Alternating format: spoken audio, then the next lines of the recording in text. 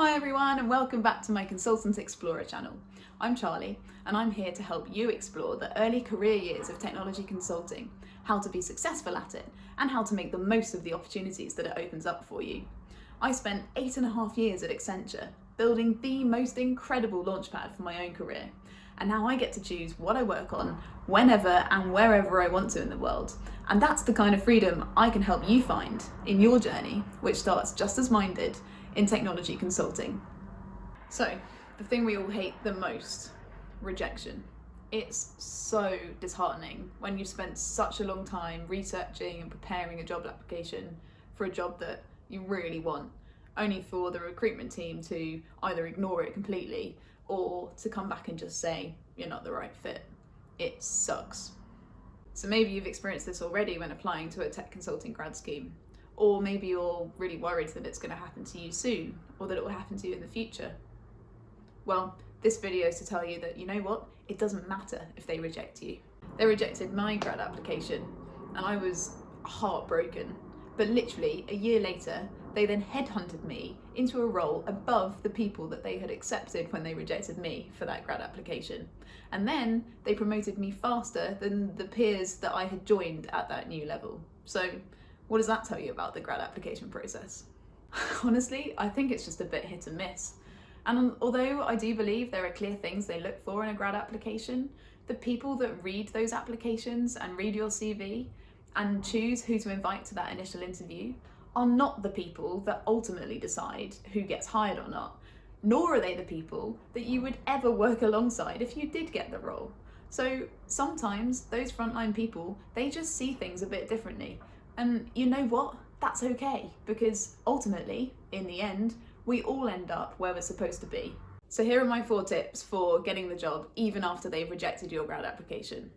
Number 1, and this is how I got headhunted, if you receive an invite to a marketing event that showcases what your dream company does, then go. I received a LinkedIn invite from Accenture for an event that intrigued me, so I went along purely because I wanted to know how Accenture was different to PA Consulting, which was another tech company that I was working for at the time. When I arrived, I clearly knew no one, so I went straight over for a glass of Prosecco, and it just so happened that the Prosecco waitress was currently serving 2 Accenture employees that were in a great conversation. So I joined that conversation and actually stayed in that conversation for the rest of the evening. I met no one else.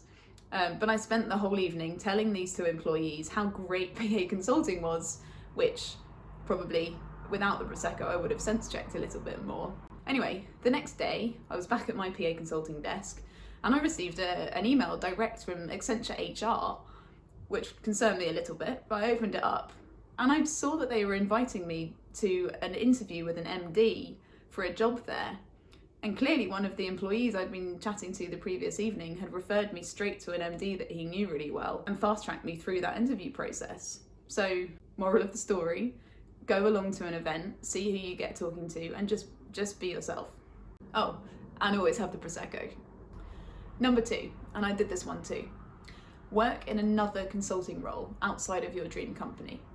If you can land a consulting role either with a smaller, less competitive consulting firm or a consulting type role within an industry organisation, then take it.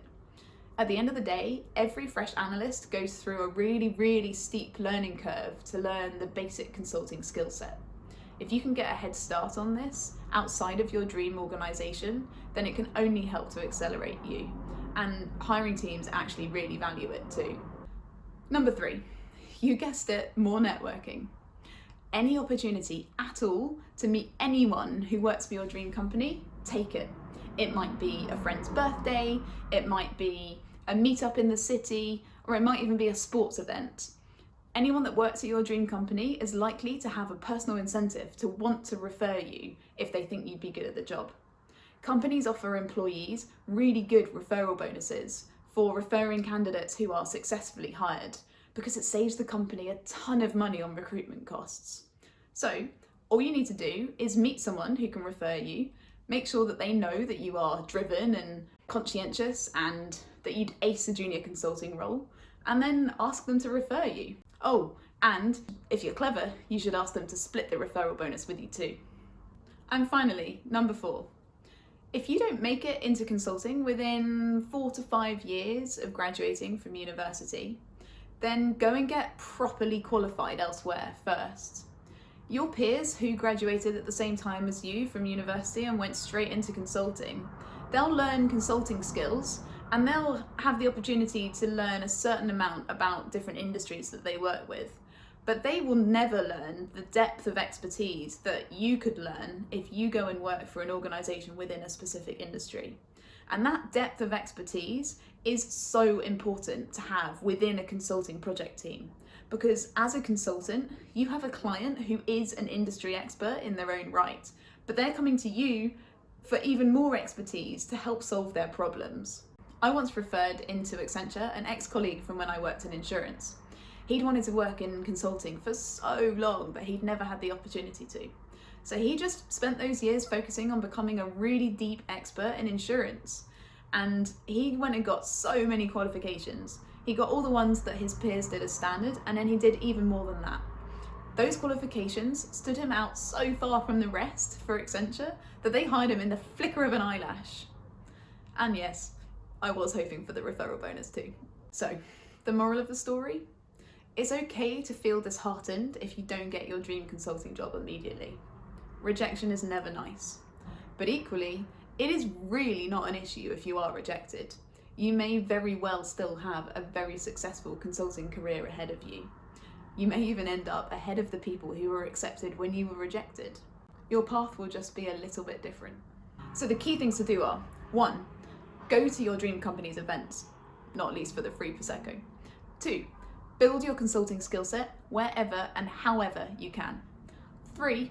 Network with any employee you can who might be able to refer you.